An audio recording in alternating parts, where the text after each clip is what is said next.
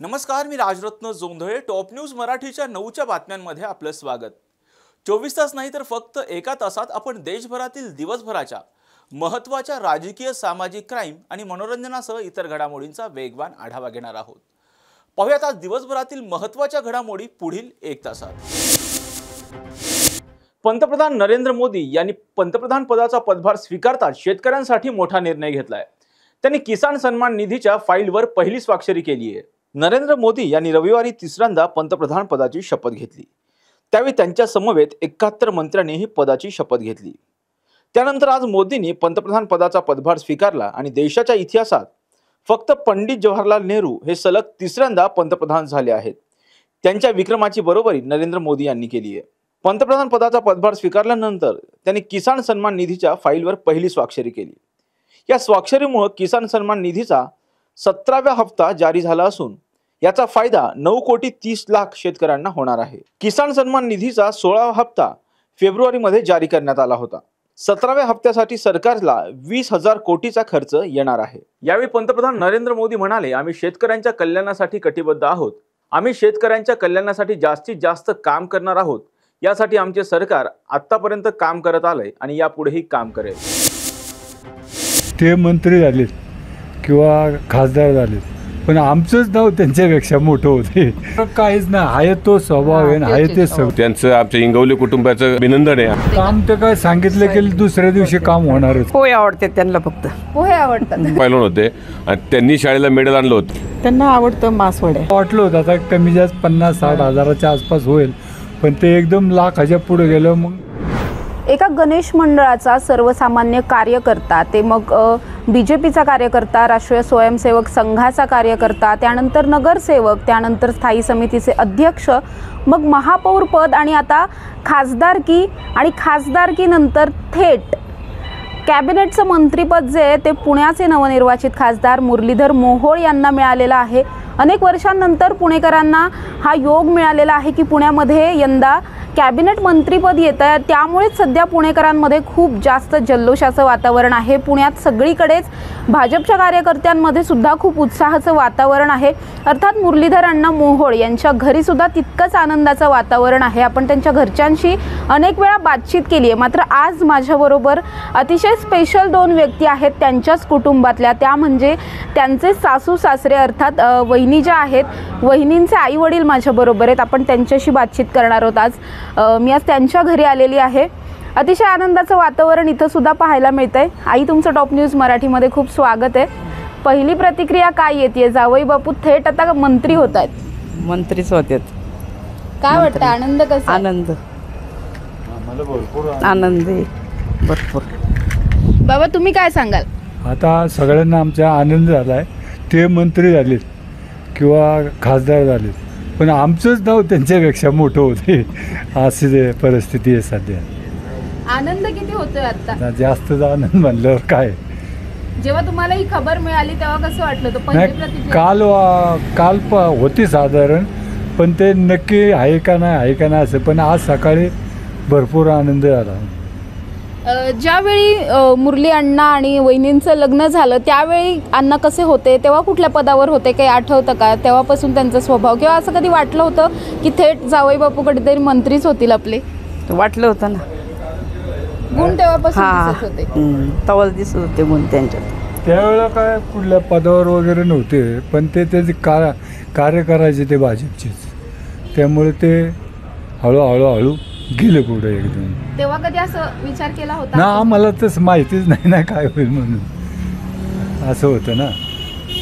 ज्यावेळी मुरलीधर मोहोळ किंवा आणि वहिनींचं ज्यावेळी लग्न ठरलं असेल त्या दरम्यान कसं वातावरण होतं? ते कसे होते तेव्हा? आता खूप मवाळ आहेत, खूप असे शांत गोड वाटतात ते असे पाहायला गेल्यावरती. तेव्हा कसे होते? तुम्ही खूप जवळून ओळखता. तसेच होते, तसेच होते. आहे तसेच आहेत ते पहिल्यापासून. तुम्हाला कोणता त्यांच्यातला गुण आवडला होता? सगळं आवडतो. सगळं आवडतं. सगळेच गुण चांगलेच आहेत ना. सुरुवातीला काय होतं, आता आम्हाला माहीतच नव्हतं ना असं मिळेल का नाही मिळेल म्हणून. ते एकदमच सकाळी कळलं आम्हाला. मग आम्हाला अजून आनंद झाला. असे तुम्ही त्यांना खूप आधीपासून ओळखता, अर्थात लग्नाच्या आधीपासून तुम्ही त्यांना ओळखत असाल. ह्यांनी ओळखलं असेल दादांनी. त्यांची ओळख त्यांची ओळख होती. पण आमची जास्त ओळख नव्हती, नंतर जास्त ओळख झाली. लग्नाच्या वेळी पण तुम्ही अण्णांचा स्वभाव जवळून पाहिला असेल, त्यांचे मित्रमंडळी असतील, तेव्हा कधी असं वाटलं होतं? फरक काहीच नाही, आहे तो स्वभाव आहे ना, आहे ते सगळं, फरक काही नाही. म्हणजे एवढ्या वर्षात त्यांनी इतकी मोठी मोठी आता पदं भूषवलेली आहेत, मात्र स्वभाव त्यांचा तसाच आहे पहिल्यापासून. पहिल्यापासून तसाच आहे. फरक नाही झाला. पहिल्यापासून तसेच आहेत ते. त्यांच्यात एखादी आठवण आठवते का, जुनी एखादी, किंवा ते इथे आले होते कधी, असं काही आठवतं का त्यांच्या? तसं नाही काही. येतात ते, येतात अधूनमधून, कधीतरी यायचं, लय दिवस सारखे नाही, कधीतरी कार्यक्रमाला येतात. काही अशी एखादी आठवण आठवते जेव्हा त्यांनी त्यांच्या पदाचा वापर करून किंवा त्यांच्यातली जी कौशल्य आहेत, नेतृत्व गुण आहे, त्याचा वापर करून कुठेतरी एखादं काम पटकन झालंय किंवा असं काही एखादी आठवण आठवते का? काम तर काय सांगितलं की दुसऱ्या दिवशी काम होणारच. हा, किंवा त्या दिवशी त्यांचे कार्यकर्ते असं काय असेल ते करून लगेच देणार, असं आहे त्याचं. त्याच्यामुळं कुठल्या कामात अडथळा आलेला नाही, झटकीपट काम व्हायचं. तुम्हाला असं वाटलं होतं का की त्यांना खासदारकीचं तिकीट मिळेल? असं नव्हतं वाटलं. बरं भेटल म्हणून आशा होती, फक्त भेटल म्हणून आशा होतं. किंवा नाही भेटन हे माहीत नव्हतं, पण ते भेटल म्हणून आशा मिळणार, होती. मिळालं त्यांना ते. आणि तब्बल 1.5 लाखाच्या फरकाने मताधिक्याने ते निवडून आले, तेव्हा कसं वाटलं होतं? तेव्हाचा आनंद कसा सेलिब्रेट? त्यावेळेला आम्हाला वाटलं होतं आता कमी जास्त 50-60 हजाराच्या आसपास होईल, पण ते एकदम लाखाच्या पुढे गेलं, मग आम्हाला वाटलं आता काय झालंच काम म्हणायचं. तुम्ही काय सांगाल आई? तेव्हा तुम्ही कसा आनंद कसा साजरा केला होता? छान आनंद साजरा केला. काय केलं होतं नेमकं? तिकडे गेलो होतो पाहुणेच्या तिथं. अच्छा, तुम्ही पण हा तिकडेच होता? तिकडेच होतो. हा सगळी तिकडेच होती, आमची सगळी फॅमिली तिकडेच होती, सगळी 4 घरं तिथंच होतो. भुगावचे जावई आहेत मुरली अण्णा आणि आता थेट मंत्री होत आहेत. भुगावमध्ये कसं एक सेलिब्रेशन झालं? सगळं वातावरण आणि प्रत्येक जण पेढे वाटतोय. ज्याला माहिती झाले ना, तो प्रत्येक जण गावात पेढे वाटतात, फ्लेक्स लावतात, पेढे वाटतात. परत त्यांना कधी इकडं बोलवायचं ते पण चालू आहे त्यांचं नियोजन.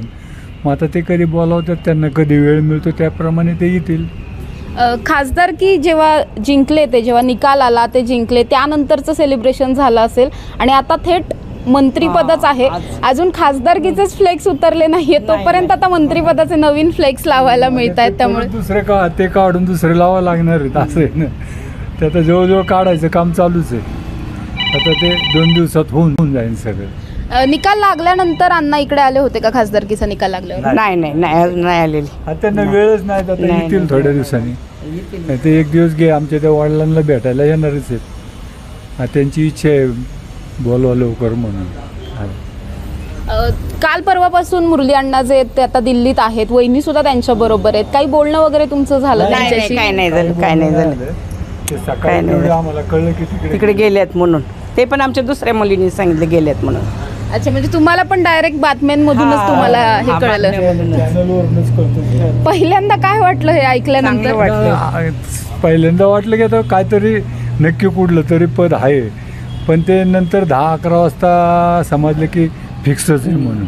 नंतर मग आमचं चालू झाले पुढचे कार्यक्रम. सत्य आता जेव्हा येतीलच ते हमखास तुम्ही म्हटलात की बोलवणार आहेत, आल्यानंतर काय नेमका कसा आनंद साजरा करणार आहात तुम्ही इथे? आमच्या वडिलांनी काय बक्षीस आणलंय त्यांना ते द्यायचे त्यांना. म्हणजे आजी सासरे? हां, ते म्हटले मग त्यांना बोलून घ्या, मला त्यांना बक्षीस द्यायचे. आता ते आल्यावर देतील, 2-3 दिवसांनी येतील इकडं. तुम्ही काय सांगाल इथे जेव्हा इथे येत असतात तेव्हा त्यांना एक तर काय आवडतं? इथे आल्यानंतर राहतात कधी? खायला प्यायला काय आवडतं? नाही, कधी नाही राहत. खात नाही. पोहे आवडतात त्यांना, फक्त पोहे आवडतात. तुमच्या हातचे खास आवडतात, खातात पोहे. आता जेव्हा ते येतील तेव्हा काय कसं नियोजन असणार आहे नेमकं? काय आता बघू, काय सांगते ते करायचं. आता एकतर खूप मोठा आनंद आहे, इतकी मोठी मजल पहिल्याच प्रयत्नात त्यांनी मारली, त्यामुळे तुम्हालाही तितकाच मोठा आनंद असेल. सकाळपासून खूप फोन वगैरे चालू आहेत का? आहेत सगळी करतात फोन. आतापर्यंत 150 ते 200 फोन आले असते. ते तर राहिले बाजूला, आमचंच अभिनंदन चाललंय.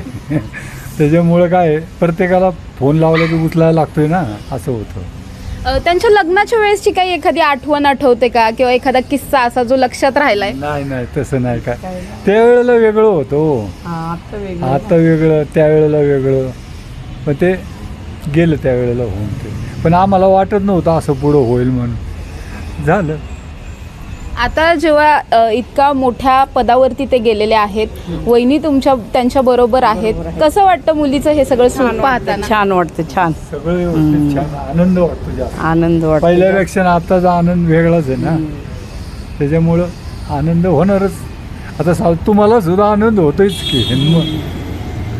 नक्कीच या सगळ्या आनंदानंतर आता अर्थात अण्णा इथे येतील, त्यानंतरचं तुमचं सगळं जे सेलिब्रेशन होणार आहे त्यानंतर नेमकं कसं त्यांचा एक प्रवास असावा असं तुम्हाला वाटतं, किंवा आता मंत्रिपदाची चर्चा चालू आहे? ते अजून ठरवायचं हो.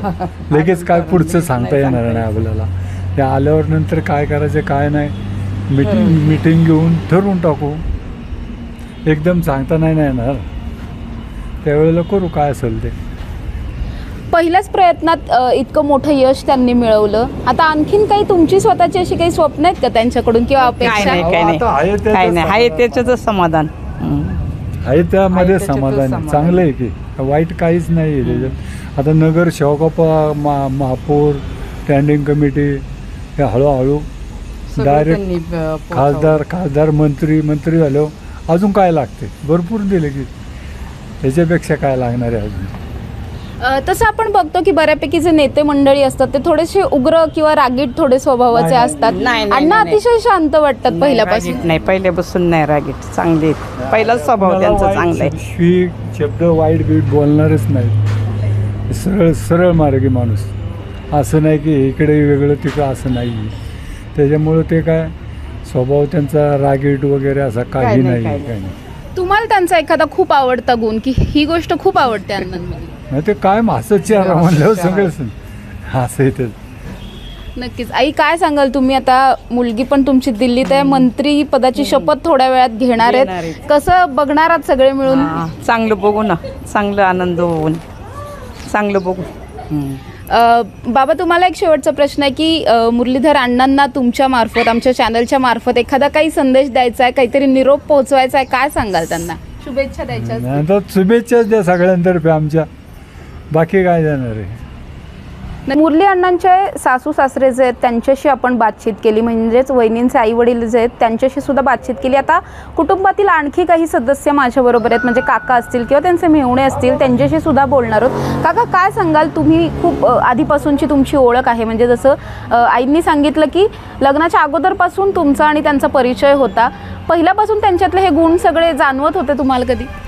नाही, काय झालं, आमचं कुटुंब तसं राजकीय पार्श्वभूमी असणारं एक कुटुंब आहे. आमच्या आजोबापासून तर आत्तापर्यंत आमचं सर्वच परिवार या ठिकाणी सामाजिक राजकीय सर्व क्षेत्रामध्ये काम करतं आहे.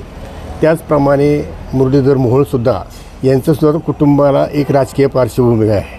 कैलासवासी स्वर्गीय मामासाहेब मोहोळांपासून तर त्यांच्याच परिवारातलं एक कुटुंब आहे. त्यांचेच चुलत भाऊ म्हणून त्यांचा हा चिरंजीव, त्यांचा हा नातू आहे आणि त्यालाही थोडीशी राजकीय पार्श्वभूमी आहे.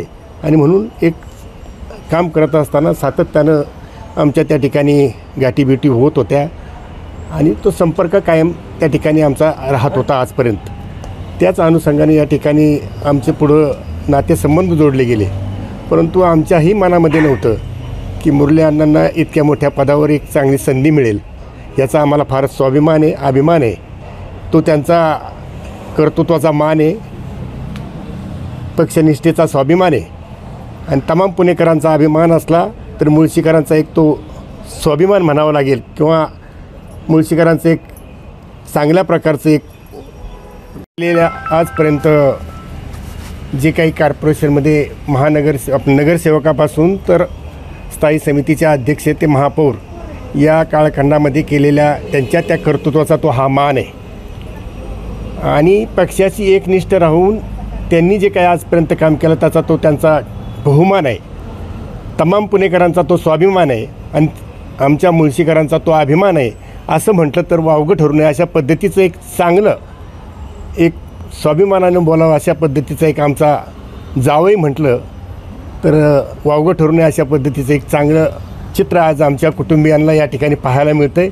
हा आनंद सांगावा तेवढा कमी आहे. अशा पद्धतीचा एक चांगला दिवस आज आमच्या परिवारामध्ये आज आम्हाला पाहायला मिळतो आहे. हाच मोठा आनंद आम्हाला या ठिकाणी झालेला आहे. याच्यापेक्षा अधिक काय बोलावं अशा पद्धतीचा आनंद आम्हाला या ठिकाणी निश्चितपणाने झालेला आहे.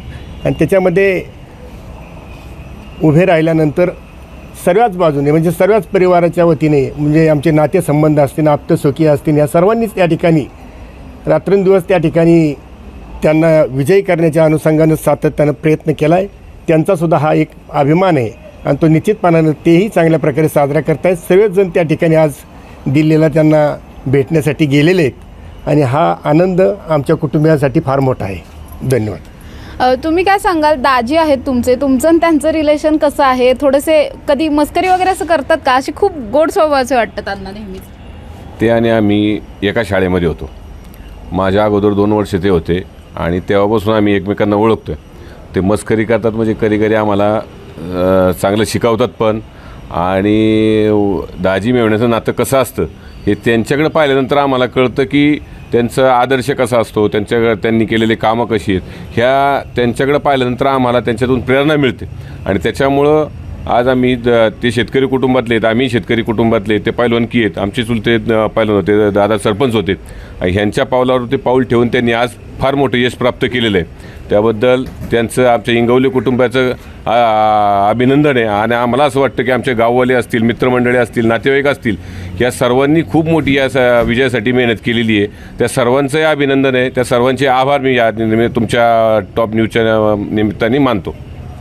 तुम्ही सांगितलं की तुम्ही शाळेपासून त्यांना ओळखता, तर काय आठवण आहे का तेव्हापासूनची अशी एखादी खास जी आठवते आता? आम्ही दोघं पैलवान होतो आणि माझ्या अगोदरच्या 2 वर्ष बॅचमध्ये ते पैलवान होते आणि त्यांनी शाळेला मेडल आणलं होतं. दुर्दैवाने ते मला मिळालं नाही, पण आम्ही तेव्हापासून एकत्र आहोत. आणि त्याच्यामुळं आम्ही एकाच नाईकडे सर म्हणून होते, पाटोळे सर म्हणून होते. आम्ही दोघंही त्यांच्याकडे त्यावेळेस कुस्ती शिकण्यासाठी जात होतो. मी नवी पेठमध्ये होतो आणि ते खालकरमध्ये होते. तेव्हापासून आम्ही एकत्र आहोत. नक्कीच. तुम्ही म्हटलात की कुस्ती तुम्ही एकत्र शिकायचात. पैलवान वगैरे म्हटलं की थोडेसे ॲग्रेसिव्ह असतात कायम. अण्णा प्रचंड मवाळ आहेत, पण त्यांच्याकडे पाहिलं तर असं वाटत नाही, पण कुस्तीमध्ये ते खूप चांगल्या पद्धतीने करायचे. दुर्दैवाने त्यांच्या पायाचा थोडा अपघात झाला, त्याच्यामुळे त्यांना पुढं जाता नाही आलं आणि तिथं त्यांची कुस्ती थांबली. परंतु त्यांनी कमीत कमी 4 ते 5 वर्ष कोल्हापूरमध्ये होते आणि नंतर खालकर तालमीमध्ये त्यांनी प्रॅक्टिस केलेली. दाजी आणि मेहुण्यांचं नातं कसं असावं? तुम्ही म्हटलात की आमच्यासारखं असावं असं ते नेहमीच दाखवून देतात. तुम्ही मेहुण्याच्या हक्काने काही आता मागणार आहात का? मंत्री झालेले आहेत दाजी. आता हक्कानं मागण्यापेक्षा जे काही मिळाले ते सगळं बोलण्याच्या पलीकडे किंवा शब्दाच्या पलीकडे आम्हाला जे आत्ता त्यांच्या रूपाने मिळालेले आहेत, हा जो बहुमान मिळालेला आहे हा फार मोठा बहुमान आहे. आमच्या कुटुंबामध्ये आम्हाला त्यापासून प्रेरणा आणि खरंच असं वाटतं की मागण्यासारखं काय दिलेच मिळालेच ते, तर मागायचं काय त्याच्यामध्ये? अजून मागण्याची गरजच नाही राहिलेली काय. वहिनींच्या माहेरच्या लोकांची सगळ्यांशी आज आपण बोलतोय. काकी आहेत माझ्याबरोबर. काकी, काय सांगाल? जावई बापू आता थेट मंत्री झालेत, कसं वाटतंय? खूप छान वाटतंय.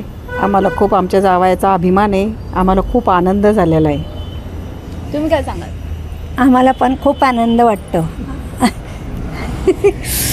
मी एवढंच बोलेल की आमचं शेतीला खत, घरात एक मत आणि जावयाला बाजारात पद मिळाल्याबद्दल खूप खूप ईश्वराचे धन्यवाद. आता मुरल्यांना येतील मंत्रीपदाची शपथ घेतल्यानंतर इकडे नक्कीच येतील तुम्हाला सगळ्यांना भेटायला. काय बनवणार, काय बेत काय असणार आहे, काय आवडतं त्यांना जेवायला वगैरे? त्यांना आवडतं मासवड्या. तुमच्या हातच्या आवडतात नेहमी? मासवड्या आवडतात. कसं सेलिब्रेट करणार आहेत? काय ठरवलंय का? आनंद साजरा केला? तुम्ही खासदारकी जेव्हा ते जिंकले तेव्हा काय केलं होतं तिथं? ते आले नव्हते, आम्ही गेलो तर गुलाल खेळलो. खूपच गुलाल खेळलो. मग आता आल्यावर पुन्हा एकदा गुलाल खेळणार का? हो. नक्कीच. आज मी मुरलीधर मोहोळ यांच्या सासरवाडीत आज आपण आलो होतो. भुगावमध्ये त्यांची सासरवाडी आहे, म्हणजेच वहिनींचं माहेर आहे. माहेरच्या सगळ्याच लोकांशी आपण बातचीत केली. आईवडील असतील, काका काकी आहेत, मेवणे आहेत त्यांचे. सगळ्यांशी बोलल्यानंतर या संपूर्ण कुटुंबामध्ये प्रचंड आनंदाचं वातावरण आहे. जितका आनंद मोहोळ कुटुंबियांकडे आहे तितकाच आनंद इकडे इंगवले कुटुंबियांकडे सुद्धा असल्याचं पाहायला मिळतंय. अर्थात मुरली अण्णा अजून तरी इंगवले कुटुंबाला भेटायला आलेले नाही आहेत, मात्र आता जेव्हा ते येतील तेव्हा ते थेट मंत्रिपदाची शपथ घेऊन मंत्री बनूनच भुगावमध्ये येणार आहेत. भुगावच्या जावयाला इतका मोठा बहुमान मिळाल्यामुळे भुगावमध्ये सुद्धा, मुळशीकरांमध्ये सुद्धा खूप आनंदाचं वातावरण आहे आणि तितकाच आनंद आपल्याला पुणेकरांमध्ये सुद्धा असल्याचं पाहायला मिळतंय. राजरत्न जोंधळेसह समृद्धी जाधव, टॉप न्यूज मराठी, पुणे. नमस्कार. आज आपल्या सगळ्यांचं राष्ट्रवादी काँग्रेस पक्षाच्या या आमच्या वर्धापन दिनाच्या कार्यक्रमात मी मनापासून स्वागत करते. 25 वर्ष कशी गेली आणि आज एक आनंदाने सगळेच कार्यकर्ते, काल आमची वर्किंग कमिटीची मीटिंग होती, त्याच्यात सविस्तर पुढची 25 आणि 50 वर्ष या राज्याची आणि देशाची सेवा करण्यासाठी काय धोरण असावं ह्याची सविस्तर चर्चा झाली. त्याच्यात वंदनाताईंवर काही नवीन संघटनात्मक जबाबदाऱ्या दिल्या झाल्या, त्याबद्दल पुढच्या काही दिवसांमध्ये आपल्याला त्या सगळ्याची माहिती दिली जाईल. आणि आमची एवढीच अपेक्षा आहे की एकीकडे जसं इलेक्शनची कामं होत राहतील तर त्याच पद्धतीने संघटनेची ताकद ही राज्यात आणि देशात कशी वाढवावी याच्यासाठी राष्ट्रवादी काँग्रेस पक्ष प्रयत्नशील आहे. पक्षामध्ये प्रशांतदादा म्हणले तसं वर्षापूर्वी अनेक काही घटना झाल्या, पण त्याच्यावर मात करून ज्या पद्धतीने कार्यकर्ता आणि मित्रपक्ष आणि महाराष्ट्राच्या आणि देशाच्या मायबाप जनतेने जी आम्हाला साथ दिली त्याबद्दल मी मनापासून त्यांचे आभार मानते, त्यांच्यासमोर नतमस्तक होते. कारण असं वाटलं होतं की आता पुढे काय, पण राष्ट्रवादी काँग्रेस पक्षातले नेते कदाचित काही अडचणीमुळे त्या काळामध्ये ते अडचणीत आले असतील किंवा खचले असतील, पण राष्ट्रवादी काँग्रेस पक्षाचा कार्यकर्ता कधीही खचला नाही आणि डगमगला नाही आणि तो लढत राहिला. ही खरंच आमच्या सगळ्यांसाठी खूप अभिमानाची गोष्ट आहे. आदरणीय पवारसाहेबांच्या नेतृत्वाखाली हा पक्ष महाराष्ट्रात आणि राज्यात, देशात अनेक राज्यांमध्ये आज कार्यरत आहे. पुढच्या काही कालावधीमध्ये तुम्हाला अनेक संघटनेमधले नवीन आम्ही जे कार्यक्रम घेणार आहोत त्याचीही माहिती आज संध्याकाळच्या मीटिंगमध्ये नगरला आपल्याला कळेलच. पण तमाम महाराष्ट्रातले ही प्रेस, देशातले अनेक प्रेस, मला माहिती आहे की गेल्या महिना म्हणजे गेलं किती 100 दिवस असतील, मी घरातून बाहेर पडले की तुम्ही असता, मी घरात शिरता नाही तुम्ही असता. त्यामुळे तुम्ही स्वतःच्या घरी जातात का नाही, का घरात तुम्ही पण पाहुणे झालाय असं खरंच झालेलं आहे. कारण खरंच या सगळ्याच प्रेसच्या टीमने कधी वाद झाले असतील, कधी कटुता झाली असेल, कधी एकामेकाला आम्ही म्हणले असेल, तुम्ही आम्हाला काय काय म्हणलं असाल, पण एक संविधानाच्या चौकटीत राहून आपण सगळ्यांनी जी एकामेकाला साथ दिली आणि या देशामध्ये संविधानानेच हा देश चालेल हे मायबाप जनतेने जो निर्णय घेतला आहे त्याच्यामुळे सगळ्यात मोठी ताकद त्या एका मतामध्ये हे या भारताच्या जनतेने सिद्ध करून दाखवलं. तुम्ही धनशक्ती म्हणा, कुठलीही शक्ती म्हणा, त्याला या देशाने नाकारले. ही खरंच अभिमानाची गोष्ट आहे. मला अतिशय दुःख होतं हे बोलताना, पण 50 खोके एकदम ओके सरकारला लागू पडत असेल पण मायबाप जनतेला लागू होत नाही. त्यांनी सांगितलेलं आहे की 50 खोके इज नॉट ओके. त्यामुळे ते थोडेसे लोक काही कदाचित या खोक्यांमध्ये अडकले गेले असतील, पण या देशातली जनता ही स्वाभिमानी जनता आहे हे पुन्हा एकदा ह्या सगळ्या इलेक्शनच्या प्रक्रियेमध्ये दाखवून दिलं. आज रवींद्र दंगेकर जी आले, मी त्यांचेही स्वागत करते, आभार मानते. त्यांनीही सगळ्याच मतदार म्हणजे शिरूरला आणि बारामतीलाही खूप त्यांची मदत आम्हाला सगळ्यांना झाली. अगदी थोडक्यात त्यांचं इलेक्शन राहून गेलं पण हरकत नाही, ते फार घट्ट आहे. त्याच्यामुळे ऑक्टोबरमध्ये नक्कीच आमदार होतील याच्या माझ्या मनात काही मात्र शंका नाही. पण ते त्यांचं कर्तृत्व आहेच. पण मला एका गोष्टीचा आनंद त्यांनी आत्ताच केलेल्या एका कामाचा आहे की एक युवक आणि युवती, कदाचित दंगेकरजींनी ती लढाई लढली नसती तर कदाचित त्या 2 कष्ट करणाऱ्या मुला आणि मुलीला न्याय मिळाला नसता. हे जे आशीर्वाद आहेत ना, हे जे काम कारण तुम्ही या देशाला दाखवून दिलं की या देशामध्ये जो कष्ट करणार आहे तो सच्चा आहे, त्याला न्याय द्यायचं काम कोणी वाचा नाही फोडला तरी बॅ होणार. त्यामुळे खरंच ज्या पद्धतीने ज्या पोस्टच्या केसमध्ये तुम्ही ज्या पद्धतीने लढला आणि प्रशासनाचा जो खरा चेहरा आहे आणि पुण्यामध्ये मग ड्रग्ज असेल, जे आता पुण्यामध्ये जे पाणीवर कोयता गँग आहे, आजच सकाळी मी तुमच्याच चॅनलवर पाहिलं की मला वाटतं हडपसरला का कुठे गाड्या फोडण्यात आल्या. म्हणजे प्रशासन नक्की महाराष्ट्रात आणि पुण्यामध्ये काय चाललंय मला विचाराल तर पुण्यामध्ये प्रशासनच नाही. कारण ड्रग्ज आपला ससूनची होणारी सातत्याने बदनामी ही त्यामुळे खरंच ज्या पद्धतीने ज्या पोस्टच्या केसमध्ये तुम्ही ज्या पद्धतीने लढला आणि प्रशासनाचा जो खरा चेहरा आहे आणि पुण्यामध्ये मग ड्रग्ज असेल, जे आता पुण्यामध्ये जे पाणीवर कोयता गँग आहे, आजच सकाळी मी तुमच्याच चॅनलवर पाहिलं की मला वाटतं हडपसरला का कुठे गाड्या फोडण्यात आल्या. म्हणजे प्रशासन नक्की महाराष्ट्रात आणि पुण्यामध्ये काय चाललंय मला विचाराल तर पुण्यामध्ये प्रशासनच नाही. कारण ड्रग्ज, आपला ससूनची होणारी सातत्याने बदनामी, ही पोस्टची केस असेल, आता सगळे काल एक दिवस काय पाऊस पुण्यात पडलाय तर सगळीकडे म्हणजे माझ्या लोकसभा मतदारसंघात सिंहगड रोडला 2 वेळा वंदनाताई पाणी तुंबले, गेल्या 8 दिवसाची गोष्ट सांगते. त्यामुळे पुण्यामध्ये ही परिस्थिती अतिशय गंभीर आहे. मला दुःख एका गोष्टीचं होतं की शिक्षणाचं सुसंस्कृत असणारं माहेरघर म्हणून देशातून लोक मुलं तुमच्या आणि माझ्या पुण्यात शिकायला पाठवतात आणि तिथे अशा ज्या घटना होत्या त्याच्यात तुमच्या आणि माझ्या पुण्याचं नाव खराब होतं आहे आणि याच्यासाठी जबाबदार कोण आहे? अर्थातच प्रशासन आणि हे ट्रिपल इंजिनचं खोक्याचं सरकार आहे. त्यामुळे पुण्यासाठी मी प्रशांतदादा, अंकुश अण्णा, रवींद्रजी, वंदनाताई आणि तुम्हाला सगळ्यांना विनंती करेन की तुम्ही एक फोरम करा की पुण्यासाठी आपण राजकीय सगळं बाजूला ठेवून आपण सगळ्यांनी, काही लोक जे एक्सपर्ट्स आहेत त्यांची मदत घ्या, पण पुण्याची आन बान आणि शान या सरकारच्या नाकर्तेपणामुळे जी गेली आहे ती आपण नैतिक जबाबदारी घेऊन खरंच आजपासून कामाला लागूया. मग तुंबणं असेल, जे होणारी आज हत्या असतील किंवा हे ज्या गाड्या फोडल्या जातात, म्हणजे ही आता रोजचीच बातमी झाली. जो उठतोय तो कुणाच्याही गाड्या फोडतोय आणि आपल्याला कळतही नाही. ते माझ्या मतदारसंघात तर दर 15 दिवसांनी वंदनाताई असं होतं. कोण आहे हा एलिमेंट जो पुण्यात वाढतो? त्यामुळे याच्या विरोधात पूर्ण ताकदीने महाविकास आघाडीने वेळ पडली तर रस्त्यावर उतरलं पाहिजे.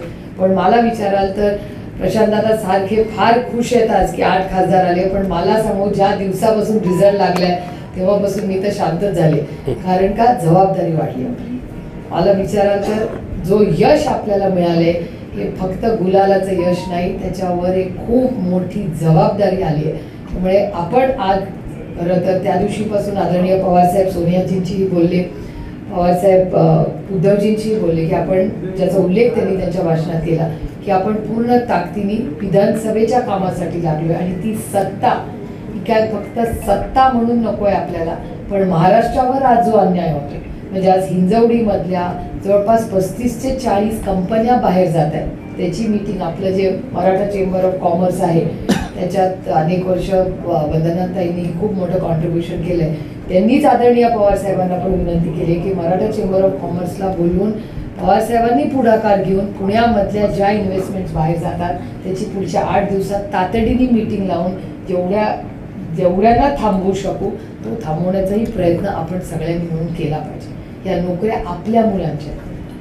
राजीव गांधी इन्फोटेक पार्कची स्थापना आदरणीय पवारसाहेबांनी 25-30 वर्षापूर्वी केली असेल आणि आज 6 लाख लोक तिथे काम करतात आणि तिथल्या नोकऱ्या जर बाहेर जात असतील तर मला वाटतं प्रशासनाकडून माझ्या तर काहीच अपेक्षा नाही आहे.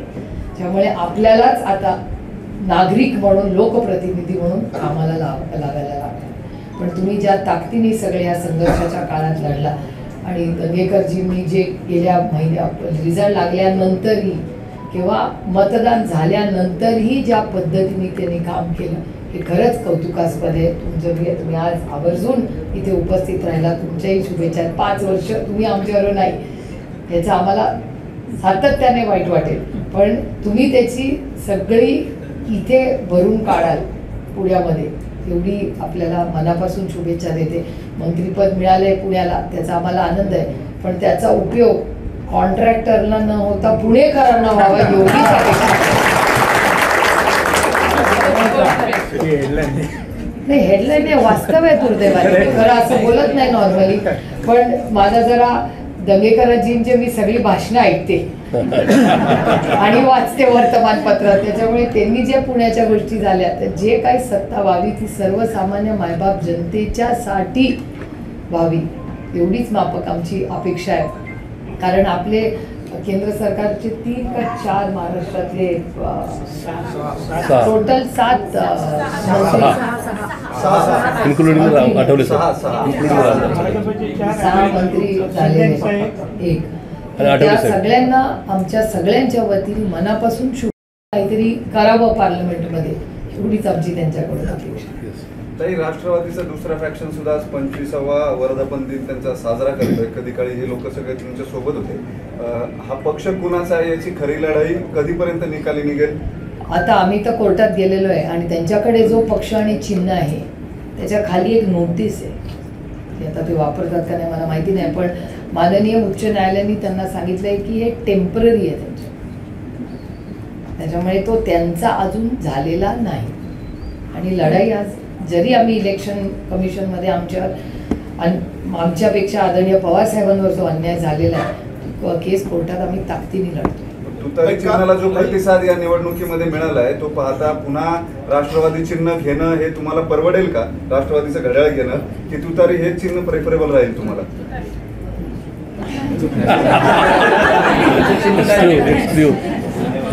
मी विचार करते की काही गोष्टी स्ट्रॅटेजिक असतात आणि तुम्हाला माहिती आहे माझं पोट खूप मोठं आहे, त्याच्यामुळे काही सगळ्याच गोष्टी काही पोटातल्या ओठात आणणं काही. काल मंत्रिमंडळाचा शपथविधी झाला, यामध्ये आपण पाहिलं की चिराग पासवानांच्या पक्षासारखा पक्ष असेल किंवा आणखी काही पक्ष आहेत की ज्यांचे एक खासदार निवडून आले किंवा 2 खासदार निवडून आलेत आणि तरी त्यांना मंत्रिपद मिळालंय. मात्र तुमच्यापासून वेगळी झालेली जी लोक आहेत तर त्यांचाही एक खासदार आहे सुनील तटकरेंच्या स्वरूपात, मात्र त्यांना काही मंत्रिपद मिळालेलं नाही. एक तर दुसरे के घर में मैं क्यों झापवा पहिला मुद्दा. पण एक ऑन अ सिरियस नोट, म्हणजे मला खरं तर फारशी टीका करायला कोणाला आवडत नाही, पण एक तुम्हाला एक माहिती म्हणून आपल्याला सांगू इच्छिते की आम्ही अनेक वर्ष काँग्रेसबरोबर एक अलाय म्हणून काम केलेलं, मित्रपक्ष म्हणून. आणि मला आठवतं आहे काँग्रेस पक्षाचाही मोठेपणा हा अर्थातच की त्या काळामध्ये जो विश्वास आणि प्रेम डॉक्टर मनमोहन सिंगजींनी आदरणीय पवारसाहेबांवर टाकला.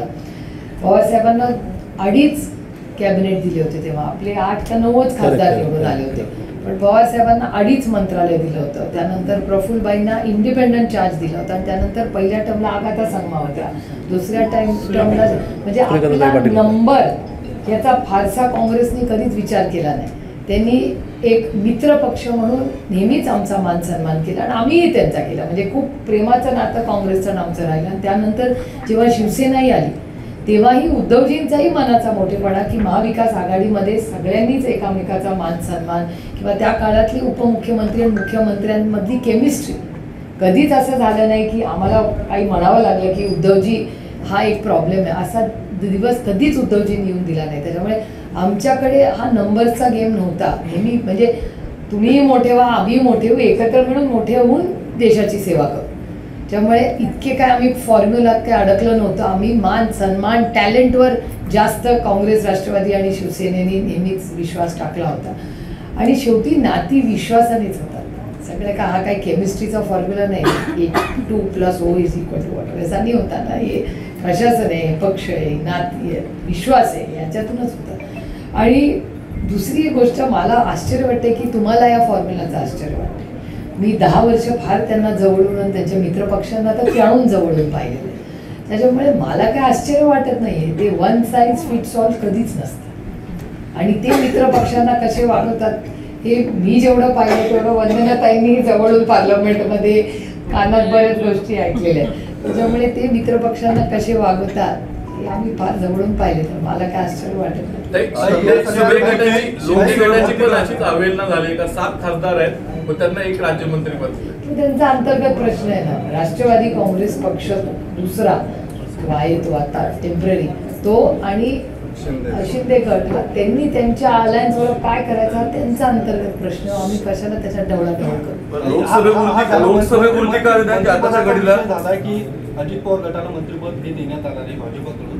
दुसरीकडे पुण्यात ज्या पद्धतीने मुरलीधर मोहोळ यांना मंत्रिपद दिले गेलं आहे, चर्चा ही पण आहे की अजितदादांच्या खच्चीकरणासाठी भाजपकडून अशा पद्धतीचं एक राजकारण केलं गेलं आहे. त्यांचा तुम्हाला हा प्रश्न विचारायची इच्छाच होते. म्हणजे अजून ह्याच्यावर काय बोलणार. बरं, एक महत्वाचं की लोकसभेपुरती का होईना बारामतीतली राजकीय लढाई आता एक पॉज आहे त्याला म्हणजे थांबलेली आहे. विधानसभेत आमच्याकडून ही लढाई अशी कधीच नव्हती.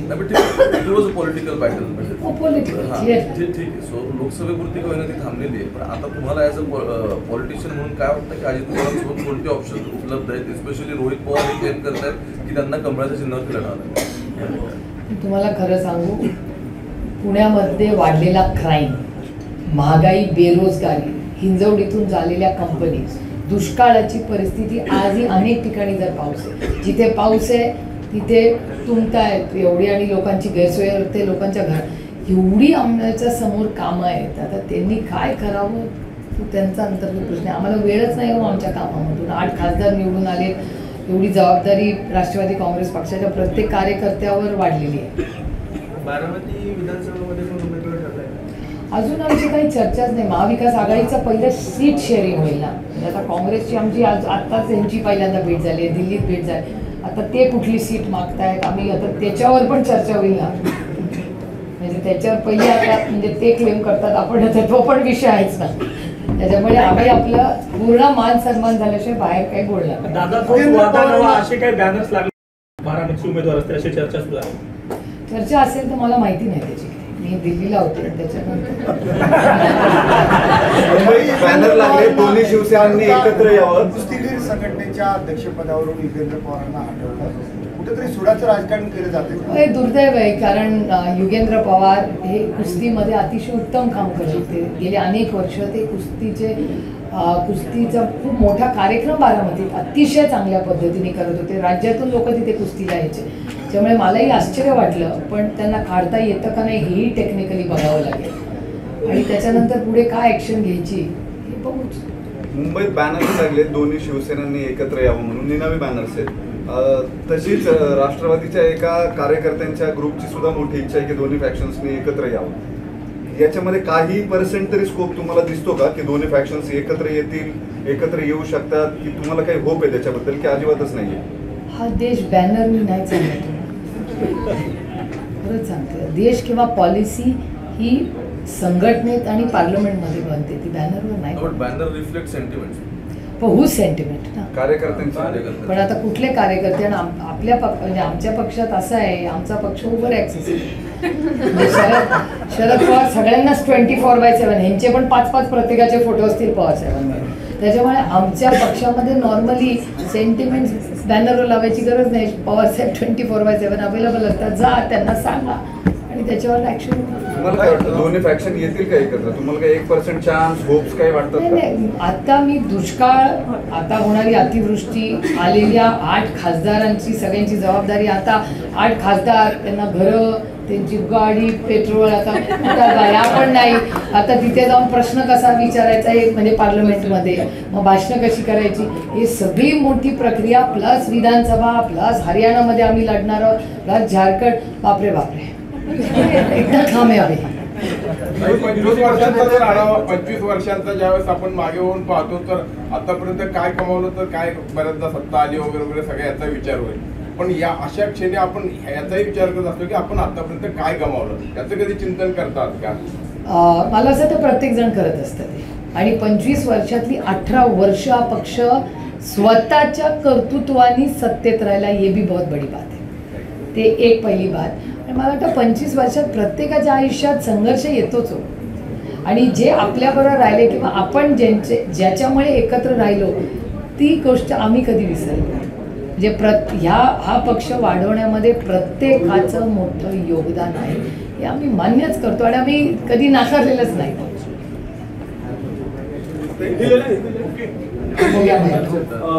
कोण म्हणजे काँग्रेसला कुठल्या सीट पाहिजे, राष्ट्रवादीला कुठल्या पाहिजे, शिवसेना काढला, पहिला तो तर निर्णय होते. राहुल गांधींना विरोधी पक्षनेतेपद अशा पद्धतीची मागणी होते केंद्रामध्ये. नाही, खूप आनंदाची आहे. काँग्रेस पक्ष हा मोठा पक्ष आहे, सगळ्यात मोठा, आणि अर्थातच विरोधी पक्ष नेता त्यांचाच होईल आणि योग्य व्यक्तीला काँग्रेस पक्ष जबाबदारी देईल याच्याबद्दल आमच्या मनात तरी दृढ शंका आहे. राष्ट्रवादीमध्ये काही प्रदेशाध्यक्ष बदलायचे किंवा खांदेपालट करायची काही शक्यता आहे का?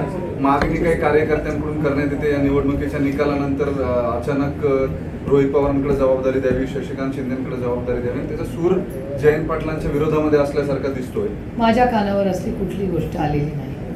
आपल्या प्रवक्त्यांनी ट्विट केलेले होते किंवा असेल, तेवढी लोकशाही आहे, प्रत्येकाला बोलायचा अधिकार आहे. त्याच्यात काय, एखाद्या कार्यकर्त्याची इच्छा असेल तर त्यांनी त्याचा आमचा हाच तर आमच्या पक्षाची खासियत आहे की मन मोकळेपणे कोणी काही बोलू शकतो. आणि गेल्या आठवड्याभरात जो काही पाऊस पुण्यात झाला त्याच्यामध्ये पुणे शहराला कोणी वालीच नाही अशी स्थिती आहे. कुणाच्या घरात पाणी घुसतंय, कुठं झाडाची फांदी पडून काल एका बेबीवाडीत मुलाचा मृत्यू झालाय, वाहतूक कोंडी होते आणि महापालिकेमध्ये कोणी सत्ताधारी आणि काय सभागृह अस्तित्वात नाही आणि प्रशासन काय करतं की नाही असा प्रश्न आहे.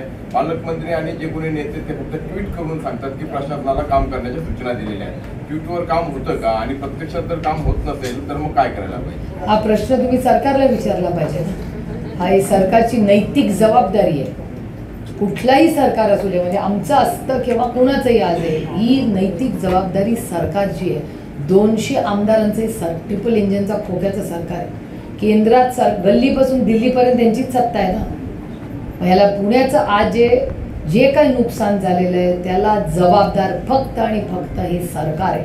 मग इथला क्राईम वाढलेला आहे, ज्या पद्धतीने ॲक्सिडेंट होतात आणि मोठ्या लोकांना वाचवण्याचं पाप हे करतात, त्यानंतर सर्वसामान्य मायबाप जनतेने कष्ट करून लोन काढून गाड्या घेतल्यात, त्या गाड्यातलं फोडणं असेल, ड्रग्ज वाढणारे असतील किंवा प्रशासन असतील, या सगळ्याचा एक व्हाईट पेपर काढला पाहिजे ना, किंवा अकाउंटेबिलिटी तर काहीतरी असली पाहिजे.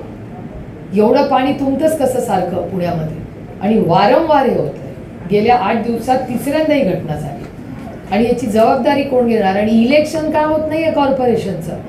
आम्ही किती वर्ष त्याची मागणी करतोय. मग या बिचाऱ्या लोकांनी जायचं कुणाकडे? आणि मग स्थानिक लिडरशिप जी सगळी आहेत ना, किती आमदार आहेत तिथे?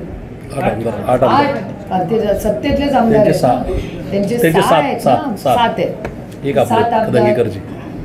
माझी विनम्र विनंती आहे त्यांना, सगळी सत्ता तुमच्याच हातात आहे.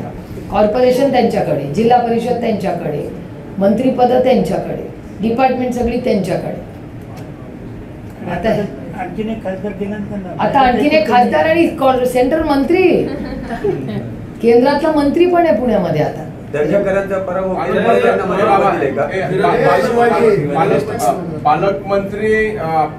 पालक म्हणून जशा पद्धतीनं वागायला पाहिजे किंवा त्यांच्याकडे जी अपेक्षा आहे त्याच्यामध्ये कमी पडतात असं वाटतं का? कारण शेवटी पालकाची जबाबदारी खूप मोठी असते. तुमच्या प्रश्नातच माझं उत्तर आहे. रवींद्र दंगेकरांची लढत दिली निवडणुकीमध्ये खचून न जाता पोहोचले. गाडीच्या अपघातावर त्यांनी जो आवाज उठवला आणि त्याबद्दल सुब्रत आहे त्यांचं.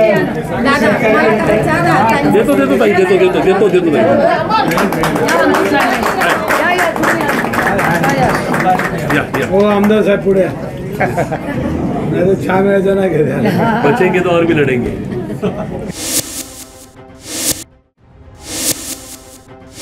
राष्ट्रवादी काँग्रेस पक्ष आज 25 वर्ष पूर्ण करतोय. जरी आता पक्षामध्ये फूट पडली असली तरी दोन्ही गटांकडून आजचा जो वर्धापन दिन आहे तो साजरा केला गेला आहे. माझ्याबरोबर सध्या अंकुश अण्णा काकडे आहेत, पक्षाचे खूप ज्येष्ठ नेते आहेत, पक्षाची पूर्ण जडणघडण त्यांनी जवळून पाहिलेली आहे. अण्णा, काय सांगाल, कसं पाहता आत्ताचं राजकारण असेल किंवा पक्षात फूट पडली, पुन्हा एकदा उभारी घेतली आहे? 25 वर्षापूर्वी 9 ऑगस्ट क्रांती दिनाच्या दिवशी मुंबईच्या गोवालिया टँकवरती आदरणीय पवारसाहेबांनी राष्ट्रवादी काँग्रेस पक्षाची स्थापना केली. त्यानंतर त्याची औपचारिक घोषणा 10 जूनला शिवाजी पार्क या ठिकाणी झाली. राष्ट्रवादी काँग्रेस पक्ष का स्थापन झाला याच्या खोलामध्ये जाण्याची वेळ नाही, परंतु साहेब काँग्रेस पक्षामध्ये होते.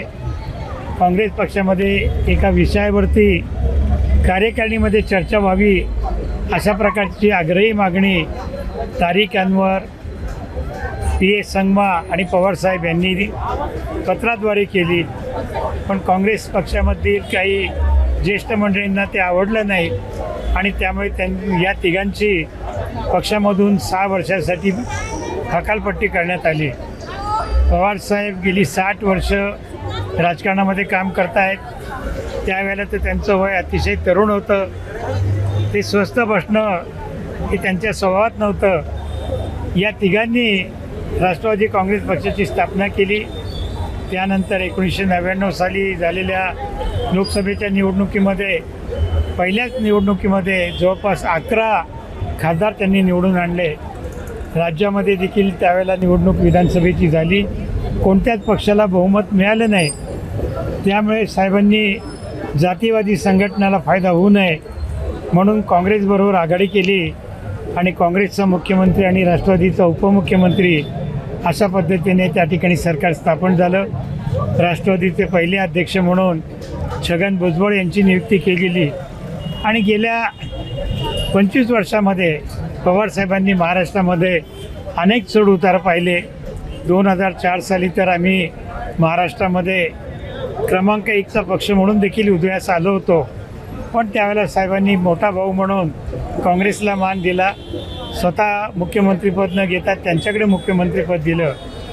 त्यानंतर मग केंद्रामध्ये 2014ला 2019ला नरेंद्र मोदींचं सरकार आलं आणि सरकार त्यांचं हातात आल्यानंतर त्यांनी ED, CBI, income tax, police खातं यांच्या माध्यमातून विरोधी पक्ष संपवण्याचा निर्णय केला. त्यांचे राष्ट्रीय अध्यक्ष JP नड्डा यांनी स्वतः बोलून दाखवलं की आम्हाला देशातील छोटे छोटे पक्ष संपवायचे. राष्ट्रवादीसुद्धा संपवण्याचा त्यांनी प्रयत्न केला, पण त्याला महाराष्ट्रातील जनतेने कुठे दाद दिली नाही आणि मग राष्ट्रवादीच कशी फुटली जाईल याच्यासाठी त्यांनी अजितदादा असतील, प्रफुल्ल पटेल असतील किंवा इतर काही नेते मंडळींनी ती ईडीचं शुक्ल काष्ट मागे लावलं आणि एक प्रकारचं प्रेशर करून त्यांना राष्ट्रवादीमधून बाहेर काढलं गेलं. गेल्या 1.5 वर्षामध्ये ज्यावेळेला अजितदादांनी वेगळी राष्ट्रवादी काँग्रेस स्थापन केली, जवळपास 90% आमदार त्यांच्याबरोबर गेले. खासदार मात्र त्यांच्याबरोबर काही फारसे गेले नाहीत.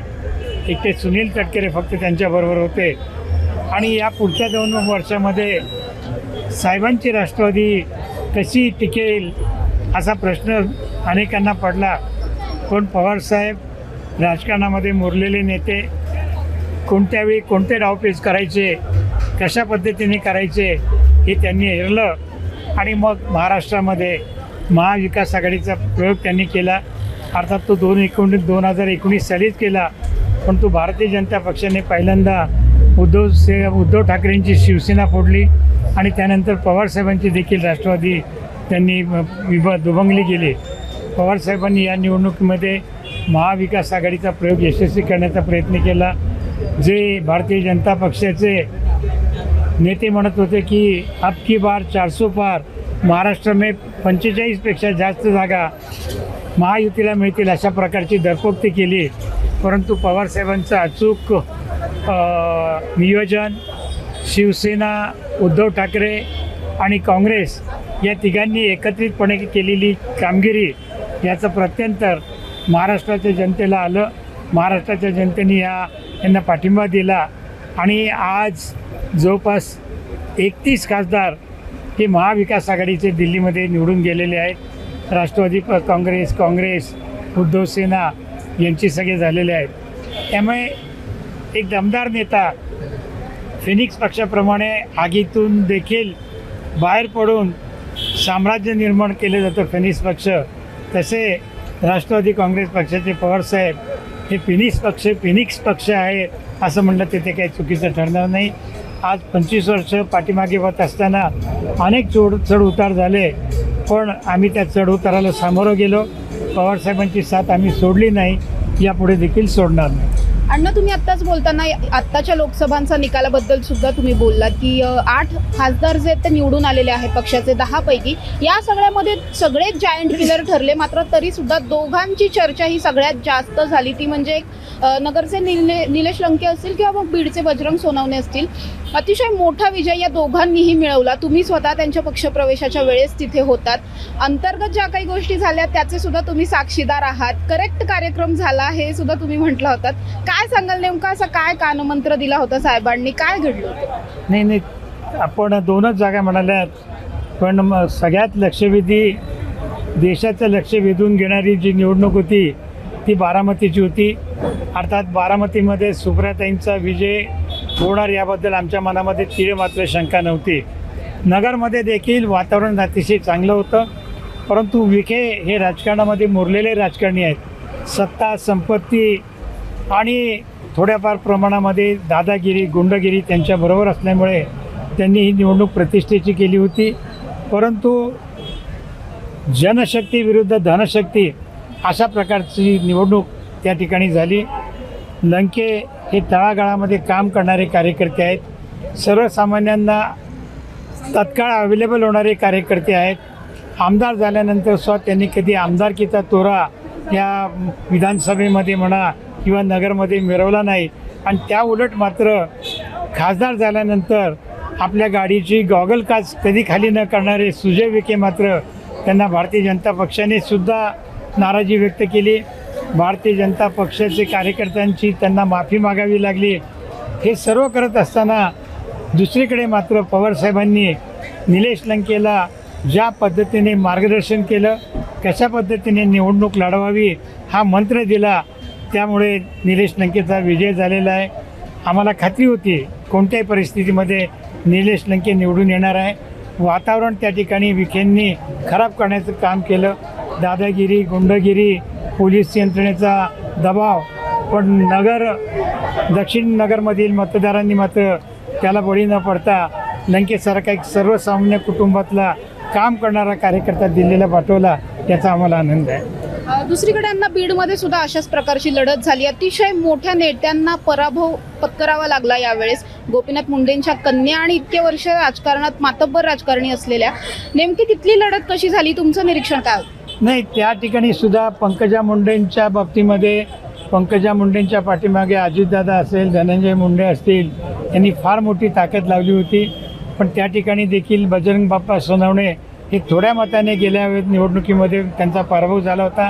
त्यांनी पवारसाहेबांची साथ सोडली नाही आणि पवारसाहेबांची जर साथ जो सोडत नाही त्याची साथ मतदार देखील सोडत नाहीत. अशा प्रकारचं चित्र त्या ठिकाणी आपल्याला पाहायला मिळालं.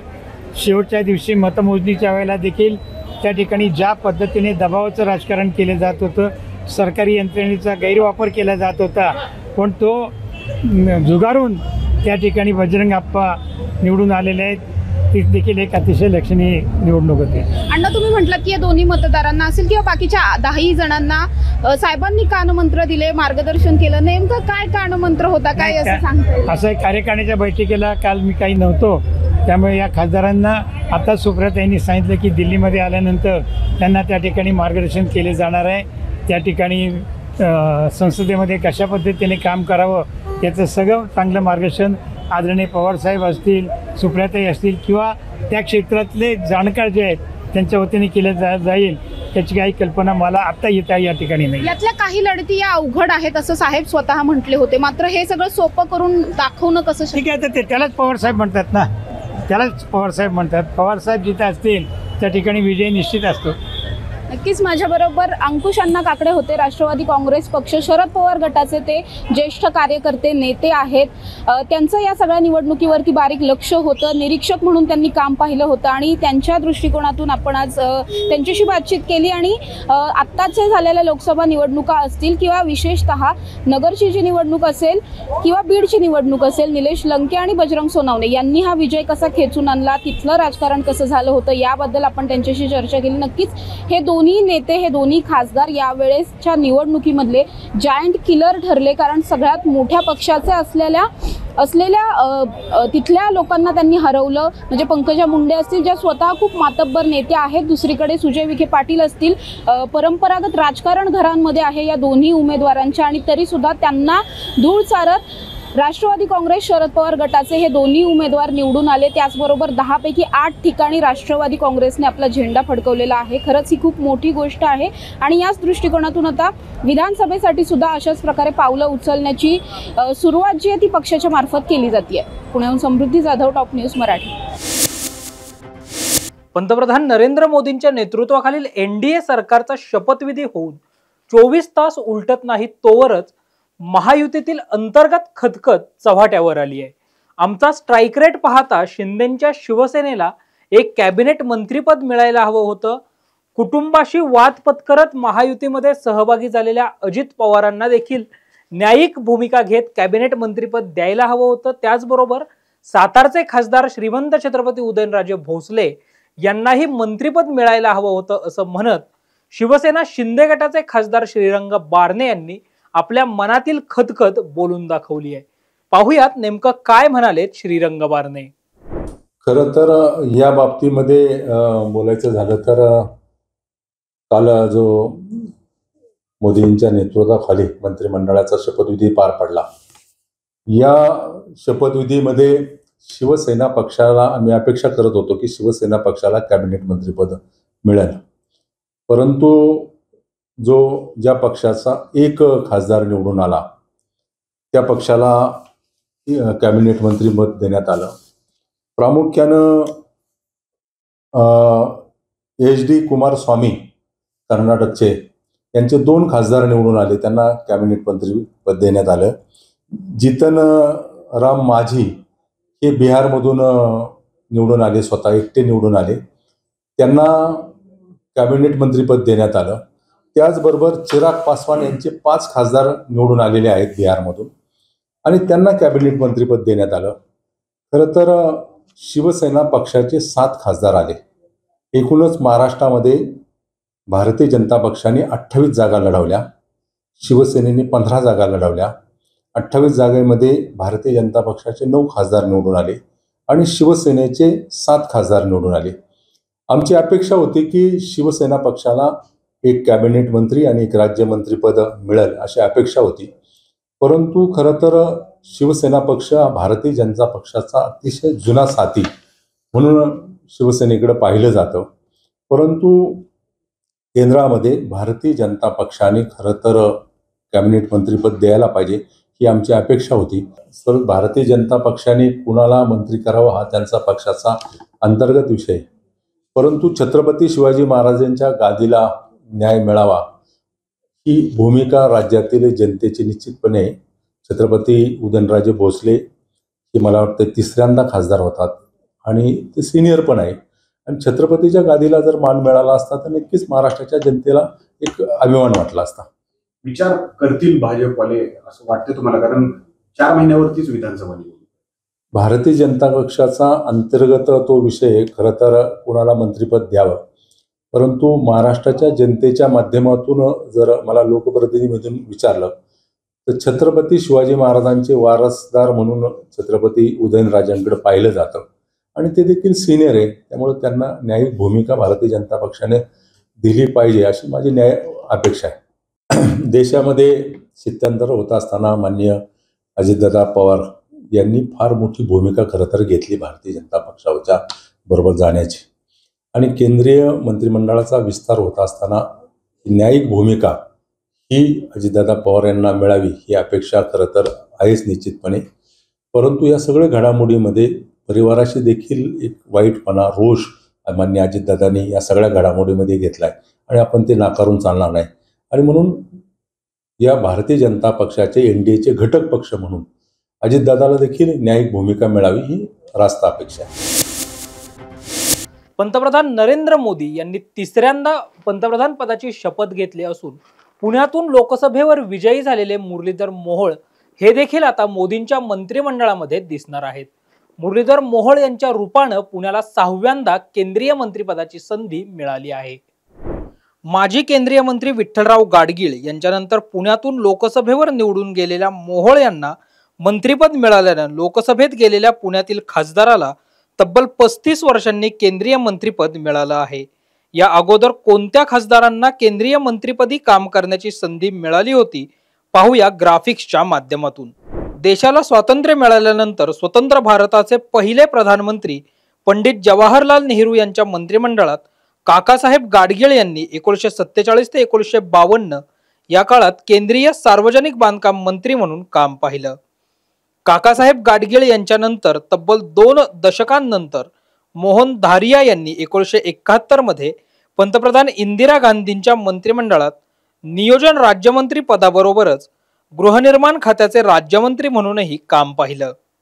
पुढे मोहन धारिया यांनीच मोरारजी देसाई यांच्या नेतृत्वाखालील जनता पक्षाच्या सरकारमध्ये 1977 पासून पुढील 2 वर्ष केंद्रीय वाणिज्य मंत्री म्हणून काम पाहिलं. 1980 ते 91 दरम्यान पुण्याचे खासदार असताना विठ्ठलराव गाडगीळ यांनी पंतप्रधान इंदिरा गांधींच्या मंत्रिमंडळात संरक्षण उत्पादन राज्यमंत्री पदाबरोबरच नागरी हवाई वाहतूक राज्यमंत्री म्हणूनही काम पाहिलं. इंदिरा गांधी यांच्यानंतर राजीव गांधींच्या नेतृत्वाखालील मंत्रिमंडळात विठ्ठलराव गाडगीळ यांनी माहिती व प्रसारण खात्याचे मंत्री म्हणून काम पाहिलं. राज्यसभेवर विजयी झालेल्या पुणे शहरातील सुरेश कलमाडी आणि प्रकाश जावडेकर या दोन नेत्यांनाही केंद्रीय मंत्रिपदी काम करण्याची संधी मिळाली आहे. पंतप्रधान PV नरसिंहराव यांच्या मंत्रिमंडळात 1995 ते 96 मध्ये सुरेश कलमाडी हे रेल्वे खात्याचे राज्यमंत्री होते. त्यानंतर सुरेश कलमाडी हे सलग 3 वेळा पुणे लोकसभेवर विजयी झाले होते. पंतप्रधान नरेंद्र मोदींच्या नेतृत्वाखाली स्थापन झालेल्या सरकारमध्ये राज्यसभेवर खासदार असलेले प्रकाश जावडेकर यांचा 2014 मध्ये पर्यावरण मंत्री म्हणून समावेश करण्यात आला होता. प्रकाश जावडेकर यांनी याच दरम्यान मनुष्यबळ विकास मंत्री म्हणूनही काम पाहिलं. पंतप्रधान नरेंद्र मोदींच्या दुसऱ्या कार्यकाळामध्ये 2019 पासून पुढचे 2 वर्ष प्रकाश जावडेकरांनी केंद्रीय पर्यावरण मंत्री पदाबरोबरच माहिती व प्रसारण खात्याचे मंत्री म्हणूनही काम पाहिलं. विठ्ठलराव गाडगीळ यांच्यानंतर लोकसभेवर विजयी झालेल्या मुरलीधर मोहोळ यांनाच केंद्रीय मंत्रिमंडळामध्ये राज्यमंत्री म्हणून काम करण्याची संधी मिळाली आहे. एकंदरीतच काय तर मुरलीधर मोहोळ यांच्या रूपानं तब्बल 35 वर्षांनी लोकसभेत विजयी झालेल्या खासदाराला केंद्रीय मंत्रिपदी काम करण्याची संधी मिळाली आहे. गेल्या आठवडाभरात पुण्यात रेकॉर्ड ब्रेक पाऊस झाला आणि पावसाचं पाणी तुंबल्याचा रेकॉर्डही ब्रेक झालाय. पुण्यातल्या जवळपास सर्वच वस्त्यांमधील घरांमध्ये पाणी शिरलं.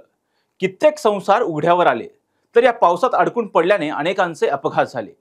त्यामुळे या तुंबलेल्या पुण्याला जबाबदार कोण असा प्रश्न निर्माण होतोय. पाहूयात यावरचा टॉप न्यूज मराठीचा हा स्पेशल रिपोर्ट.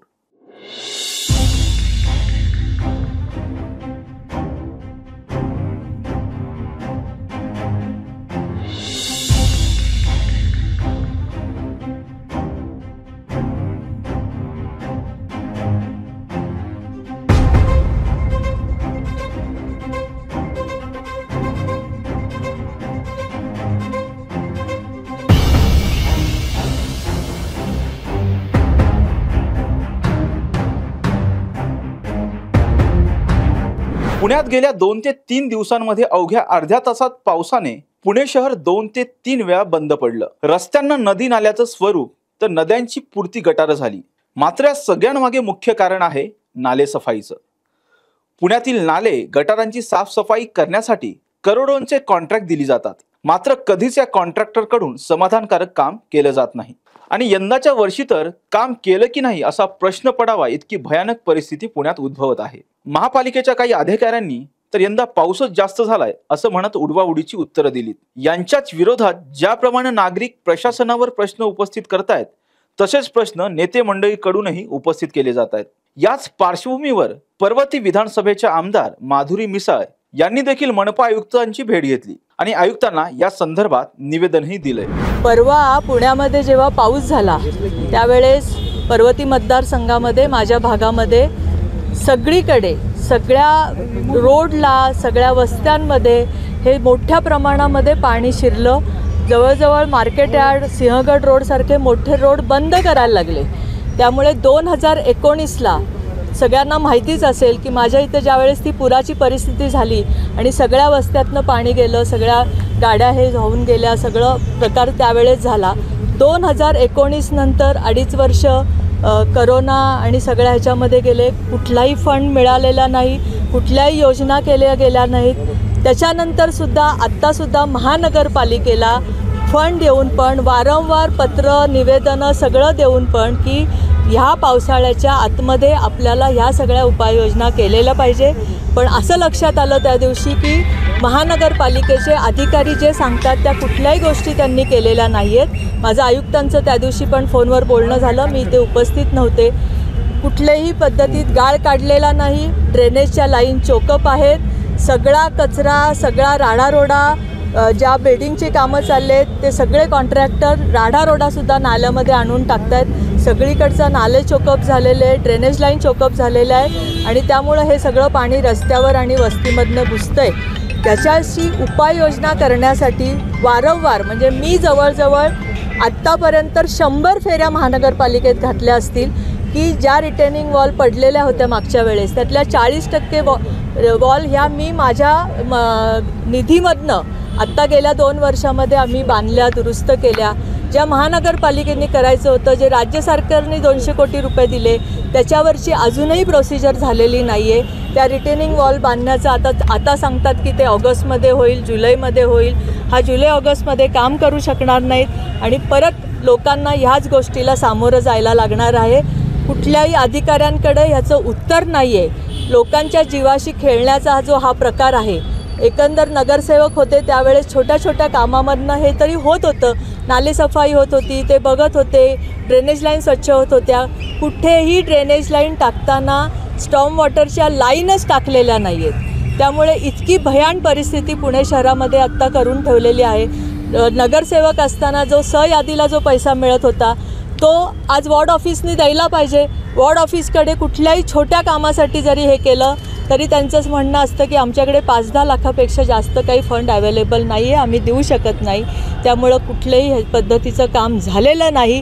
पुणेकरांचा जीव परत एकदा ह्या पावसाळ्यामध्ये धोक्यात आहे आणि त्यांच्यासाठी मी आज ह्या महानगरपालिकेला आलेली आहे आणि महानगरपालिकेने ह्याच्यावर त्वरित ज्या काही उपाययोजना करायला पाहिजेत त्या कराव्यात. हे आत्ता निवेदन आम्ही आयुक्तांना दिलेलं आहे. सगळ्या खात्याचे अधिकारी पण तिथे उपस्थित होते आणि उद्या या सर्व भागामध्ये पाहणीसाठी आयुक्त किंवा सहाय्यक आयुक्त येणार आहेत. ती पाहणी झाल्यानंतर अजून पुढच्या त्यांनी काय उपाययोजना करणार आहेत हे सविस्तर त्यांनी उद्या सांगतील आणि त्याप्रमाणे येत्या महिनाभरामध्ये या उपाययोजना करणं हे माझं कर्तव्य आहे. मुळामध्ये पुणेकरांचा जीव जो मागच्या 2 वर्षामध्ये ह्यांनी धोक्यात घातलेला आहे त्याच्यासाठीच्या उपाययोजना ह्यांनी. राष्ट्रवादी काँग्रेस शरदचंद्र पवार पक्षाच्या नेत्या आणि बारामतीच्या नवनिर्वाचित खासदार सुप्रिया सुळे यांनी नाले सफाई संदर्भात पुणे महापालिका प्रशासनावर जोरदार टीका केली. पाहूया सुप्रिया सुळे नेमकं काय म्हणाल्यात. काल एक दिवस काय पाऊस पुण्यात पडलाय तर सगळीकडे म्हणजे माझ्या लोकसभा मतदारसंघात सिंहगड रोडला 2 वेळा वंदनाताई पाणी तुंबले. गेल्या 8 दिवसाची गोष्ट सांगते. त्यामुळे पुण्यामध्ये ही परिस्थिती अतिशय गंभीर आहे. मला दुःख एका गोष्टीचं होतं की शिक्षणाचं सुसंस्कृत असणारं माहेरघर म्हणून देशातून मुलं तुमच्या माझ्या पुण्यात शिकायला पाठवतात आणि तिथे अशा ज्या घटना होत्या त्याच्यात तुमच्या माझ्या पुण्याचं नाव खराब होतं आहे आणि याच्यासाठी जबाबदार कोण आहे? अर्थातच प्रशासन आणि हे ट्रिपल इंजिनचं खोक्याचं सरकार आहे. त्यामुळे पुण्यासाठी मी प्रशांतदादा, अंकुश अण्णा, रवींद्रजी, वंदनाताई आणि तुम्हाला सगळ्यांना विनंती करेन की तुम्ही एक फोरम करा की पुण्यासाठी आपण राजकीय सगळं बाजूला ठेवून आपण सगळ्यांनी काही लोक जे एक्सपर्ट्स आहेत त्यांची मदत घ्या. पण पुण्याची आन बान आणि शान या सरकारच्या नाकर्तेपणामुळे जी गेली आहे ती आपण नैतिक जबाबदारी घेऊन खरंच आजपासून कामाला लागूया. मग तुंबणं असेल, जे होणारी आज हत्या असतील किंवा हे ज्या गाड्या फोडल्या जातात म्हणजे ही आता रोजचीच बातमी झाली. जो उठतोय तो कुणाच्याही गाड्या फोडतोय. माधुरी मिसाळ यांनी मनपा आयुक्तांना निवेदन देखील दिले. त्याचबरोबर इथून पुढे नाले सफाईचं काम महापालिकेकडून केलं जाईल त्यावर आपण स्वतः लक्ष देणार असल्याची भूमिका त्यांनी व्यक्त केली. तर दुसरीकडे मनसेने मात्र मनसे स्टाईलमध्ये पुणे मनपा बाहेर जोरदार आंदोलन केलंय. या आंदोलनावेळी मनसेने चक्क होडी आणली होती आणि आता पुणेकरांना गाडीची नाही तर होडीची गरज आहे असं म्हणत मनसैनिक चांगलेच आक्रमक झाले. याचा आढावा घेतला आमच्या प्रतिनिधी समृद्धी जाधव यांनी. गेल्या 2-4 दिवसांपासून पुण्यामध्ये मुसळधार पाऊस होतोय आणि या पावसामध्ये पुणे जे आहे ते तुंबलेलं पाहायला मिळतंय. त्याच्याच विरोधामध्ये मनसे स्टाईलमध्ये सध्या पुण्यामध्ये आंदोलन चालू आहे. म्हणजे आपण पाहू शकतो या ठिकाणी मनसेने एक बोट सुद्धा आणली आहे. त्यानंतर तुम्ही पाहू शकता ज्याप्रमाणे पाण्यात बोट चालवली जाते तशा प्रकारे सगळेजण या बोटीत बसलेले आहेत. नेमके काय कारण आहे त्यांच्याकडून जाणून घेणार आहोत. काय सांगाल तुम्ही? शहराध्यक्ष माझ्या बरोबर आहेत. शहराध्यक्ष काय सांगाल? तुमच्या स्टाईलचं आंदोलन आहे. 3-4 दिवसांमध्ये पुण्याची पूर्ण तुंबई झालंच पाहिलं. पुणे शहरामध्ये मागच्या 2 दिवसामध्ये ज्या पद्धतीने पूर परिस्थिती रस्त्यावर झालेली आहे, खरं तर पुणेकरांना सध्याला गाडीची नाही तर होडीची गरज आहे. आम्ही त्या दृष्टिकोनाने आज या ठिकाणी होडी घेऊन आलोय. पावसाळ्यापूर्वीचं जे नियोजन करणं गरजेचं होतं ते प्रशासनाने कुठे केलं नाही. त्यामुळं पुणे शहराची परिस्थिती आहे. ठेकेदाराच्या खिशामध्ये मलिदा घालण्याचं काम फक्त या पावसाळी जे साफसफाई असते, नाले साफसफाई असते त्याच्यामधून होतं. आम्ही भविष्यामध्ये याच्यापेक्षा मोठं आंदोलन उभं करू. अशाच प्रकारे एका खड्ड्यात पडून तुमच्याच साईडला कात्रजच्या भागामध्ये एका मुलीचा दुर्दैवी मृत्यू झाला, या सगळ्याला जबाबदार प्रशासनच धरतंय का? 100%. खरं तर ज्या पद्धतीने महापालिकेच्या कामावरती तो जो मुलगा बुडाला होता तो महापालिकेच्या त्या ठिकाणी काम सुरू आहे आणि ज्या पद्धतीने लक्ष दिलं पाहिजे होतं ते दिलेलं नाही, त्यामुळे आज त्या एका मुलाचा जीव गेलेला आहे. खरं तर प्रशासन कुठेही काम करताना दिसत नाही आणि ज्या पद्धतीने नाले साफसफाई व्हायला पाहिजे ती होत नाही. भविष्यामध्ये याच्यापेक्षा मोठं आंदोलन आम्ही नक्कीच करू. काय सांगाल तुम्ही? कॉन्ट्रॅक्टरला करोडो पैसे दिले जातात, मात्र तरी सुद्धा कॉन्ट्रॅक्टर बऱ्यापैकी काम करताना दिसत नाही. यंदाच्या वर्षी तर अजिबातच दिसत नाही. तुमचं म्हणणं चुकीचं आहे. बऱ्यापैकी नाही, कॉन्ट्रॅक्टर काम करत नाही म्हणून आम्ही म्हणतोय की ठेकेदार झाला मोठा. हा ठेकेदार काम करताना तुम्हाला दिसत नाहीये. तुम्ही आता जर आपण माहिती काढली तर त्यांची बिलं अदा झालेली दिसतील आपल्याला. त्याच्यामुळं पुणेकरांच्या जीवाशी खेळण्याचा प्रकार हे अधिकारी करतायत, हे इतकं दुर्दैवी आहे की याचं जाब त्यांना मनसेच्या पद्धतीनेच विचारला पाहिजे, तर ते जागे होणार आहेत. कसा जाब विचारणार ते तुम्हाला दिसेल. काय सांगाल तुम्ही? बोट घेऊन आलेला आहात, जोरदार आंदोलन पण चालू आहे, यानंतर सुद्धा काही फरक नाही पडला परिस्थितीत, तर काय करणार आहे? यानंतर फरक नाही पडला तर मनसे स्टाईल अतिशय तीव्र आंदोलन होईल. बघा, आम्ही आता नुसतं बोट दाखवलेली आणि ही बोट कुठं चालवायची, काय चालवायची हे बी आम्हाला कळेल. परंतु आम्ही आयुक्तांना प्रशासनाला सांगू इच्छितो की आपण हे नाही केलं तर पुणे शहरात जेवढे नाले आहेत तेवढ्या नाल्यातला जेवढा घाण कचरा आहे, जेवढा घाण गाळ आहे, 10, 20, 25 पोते असेल तेवढा सगळा पोते आणून आम्ही आयुक्त कार्यालयात टाकू. नक्कीच या ठिकाणी हे सगळे जे कार्यकर्ते आहेत ते अतिशय आक्रमक पद्धतीने आंदोलनाला बसल्याचं पाहायला मिळत आहे. बोट सुद्धा या ठिकाणी त्यांनी आणलेली आहे. खूप मोठ्या संख्येने हे सगळे कार्यकर्ते मनपा कार्यालयाच्या बाहेर या ठिकाणी जमले होते आणि जोरदार आंदोलन सुद्धा गेल्या तासाभरापासून चालू आहे. जोपर्यंत पुणेकरांना न्याय मिळणार नाही, जोपर्यंत पुण्यात जे पाणी साचतं हे पाणी साचणं कमी होणार नाही, नाल्यांची स्वच्छता साफसफाई जी आहे ती 100% पूर्ण होणार नाही, तोपर्यंत अशाच प्रकारे आक्रमक भूमिका मनसे घेत राहील, अशा प्रकारचा इशारा दिला जातोय. त्याचबरोबर जर ही नालेसफाई पूर्ण झाली नाही आणि येणाऱ्या काळात अशाच प्रकारची परिस्थिती पुण्यात वारंवार येत राहिली तर मात्र पुण्यातल्या रस्त्यांवर, गटारांमध्ये, नाल्यांमध्ये जो गाळ साचतोय तो सगळा गाळ काढून आम्ही मनपा आयुक्तांना देऊ, अशा प्रकारचा कडक शब्दात इशारा सुद्धा मनसेने दिल्याचं पाहायला मिळत आहे. त्यामुळे आता मनपा आयुक्त आणि सगळेच अधिकारी या सगळ्यावरती एक ठोस भूमिका घेणार का आणि उपाययोजना करणार का हेच पाहणं महत्त्वाचं असणार आहे. पुण्याहून समृद्धी जाधव, टॉप न्यूज मराठी. नालेसफाई योग्यरित्या न झाल्यामुळे पुण्याची तुंबई झाली आणि याआधी सुद्धा तुंबलेल्या पावसाच्या पाण्याने पुणेकरांचे नाहक बळी घेतलेत, अशी परिस्थिती यंदाही निर्माण झाली आहे. महापालिकेत नगरसेवक नसल्यामुळे प्रशासनाने यंदा पावसाला हलक्यात घेतल्याचं पाहायला मिळतंय. मात्र आता सर्वच राजकीय पक्ष आणि सर्वसामान्य पुणेकर महापालिकेच्या सावळ्या गोंधळाविरोधात आक्रमक झाल्यामुळे प्रशासनाला आता तरी जाग येणार का, हा प्रश्न निर्माण होतोय.